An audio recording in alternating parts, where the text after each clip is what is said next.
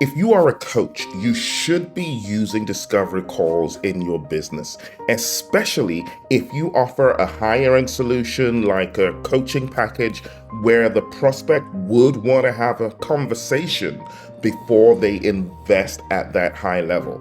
And the thing is, if you don't utilize discovery calls well, you can get very frustrated. And I've spoken to so many coaches who are really frustrated, who believe that discovery calls don't work because they've been using them, and it just seems like when they do them, people just want to pick their brains and learn from them, and then they want to run up and go and do it by themselves. I've been using discovery calls in my business right now for almost 20 years, and I've gotten to the place where I really got to understand exactly how to use discovery calls and make them an asset for you and your business. And here today, I'm going to share with you, I'm going to break down my methodology. It's the same methodology that's in my book, Discovery Call Magic. And in this process, I'll share with you exactly how to run discovery calls so you can convert more buyers of your coaching services and your coaching solutions.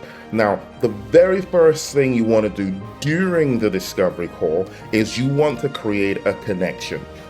So this is really, you jump on the call or you're face to face with this person. You want to create a connection with them, and you can do this very, very quickly. And there's lots of different ways you could do this. How was your journey coming in? If they were, how easy was it for you to log on? That sort of thing. How's your day been so far? That kind of question, just to get some sort of conversation going, helping them to relax and get into this conversation with you to make it work for the both of you. So you want to make sure that you create a really great connection. That's the very first step. Now, the second thing you want to do, which is really essential before you dive in, is you want to determine what their expectations are. You don't just want to assume. So what I normally do, and works very well, is I would ask them, but I don't want this to be a waste of your time. So by the time we're done, what do you want to have happened for you to be able to say this has been a productive and effective use of your time? That's a way of asking them, what are you hoping to get out of this session? So basically, you want to find out from them and what they want to get out of the session. And the funny thing is, some people just coming to the session, they haven't really clarified in their heads what they're hoping to get. It's just let me just see how it goes. Let me, I have this appointment, let me just show up. By asking this question, you really get them to process in their minds and to articulate what they're hoping to get. And this is really essential because by the time we're done, we would see how close we are to where they want to be or not. So that's the second thing you want to do, is you want to determine their expectation. Now, the third step is where you go into the inquiry. This is where you ask questions. You ask questions to understand their situation, to understand their priorities, and to understand their motivation. Think about yourself as a medical consultant, a doctor, where someone comes in to see a doctor.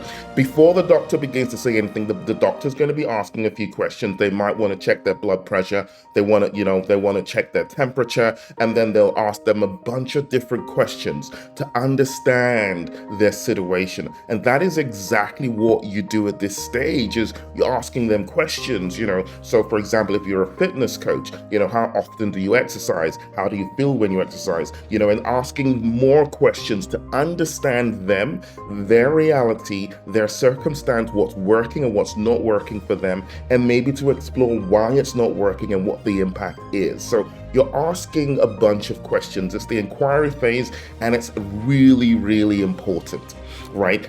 Once you've now done this and you've asked a bunch of questions, you now have some clarity. You now have some understanding of their context and their reality, their situation, their frustrations, their desires. This is where you now move into the next phase. Again, still sticking with this analogy of the doctor. You've asked a bunch of questions. They've come because they're frustrated. They've come because they have some difficulties. They've come because they're looking for solutions.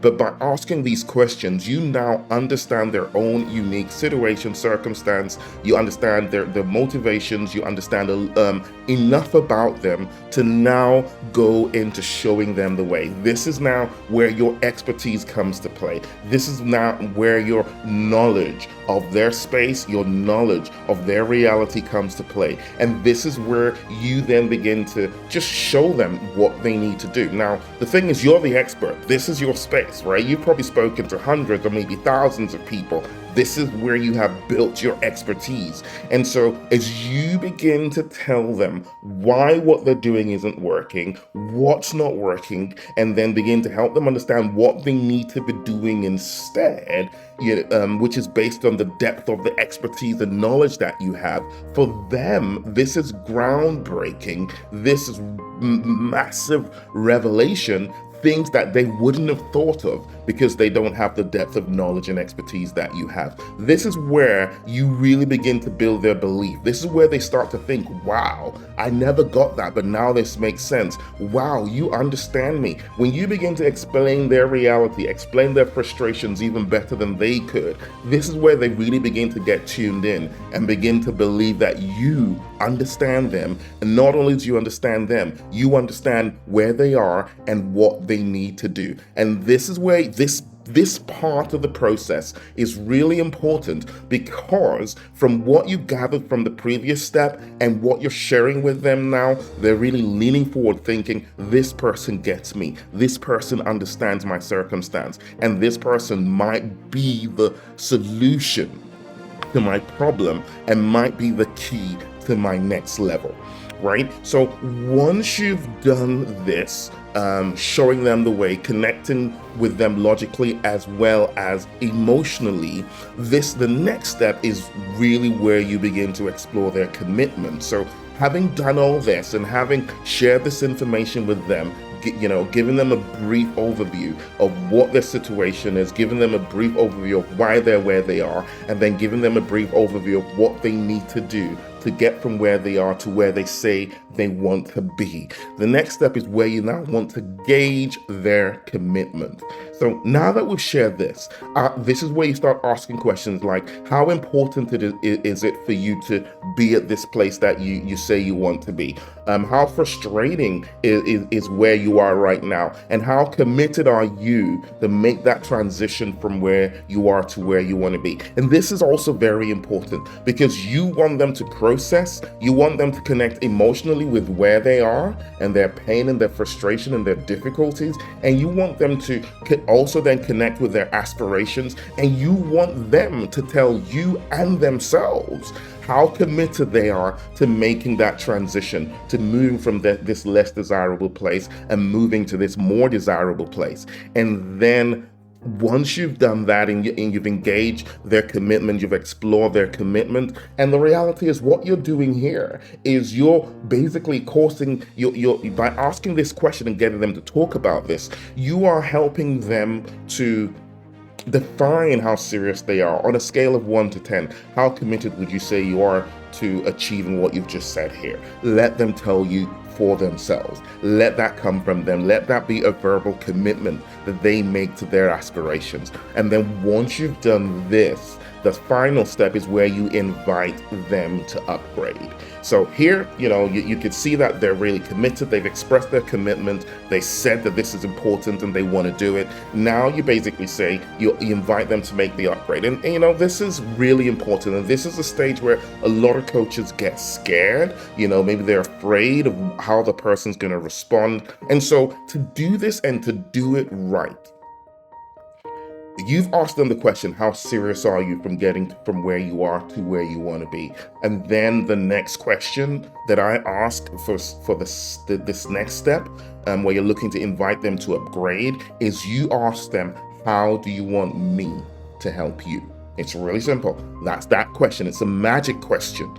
How do you want me to help you? So you're not coming in saying, I can help you do X, Y, Z. You would ask them, how do you want me to help you? And then let them respond. And people respond in all sorts of different ways, and it doesn't matter. The only response, now, if they say, well, you know what, I don't think I need your help, then that's great. Then you could say, oh, really? Why do you think so? But you would hardly get that. I mean, I probably would, for every 30 people I speak to, maybe one of them would say, I already have a coach or something like that. I just felt to come in here and just see what you have to say. That would be 1 in 30. But for most people, when you ask them that question, they would then go on to say one thing or another about, well, how could you help me? Or, if there's any way you can just help me on this journey, that would be great. And once they've done that, that's where you then go and itemize the next step that they need to take working with you. So if you and I are going to work together, we're going to do X, Y, Z. You tell them what we're going to do, break down how it's going to work, and then say, but the first step is to do this. So you will outline, a brief overview of how you will work with them, but you really focus on that first step. So basically, what we want to do is step 1. Outline what step 1 is, and then encourage them to take that step. And you will see that most coaches who are a good fit, once the discovery session's gone well, they will be really excited to work with you. So there we go. That is my process. That's that 7-step process for having amazing discovery calls that convert like crazy. If you wanted to dive deep into this, get my book, Discovery Call Magic. In fact, get the whole Discovery Call Magic system and become a discovery call magician and convert more prospects to buyers of your coaching solutions. My name is DJ Sobanjo. I hope this has been very helpful for you. Go ahead and implement this. Go ahead, get Discovery Call Magic, nail discovery calls, and start converting more buyers of your coaching solutions. This is DJ Sobanjo. See you in the next episode.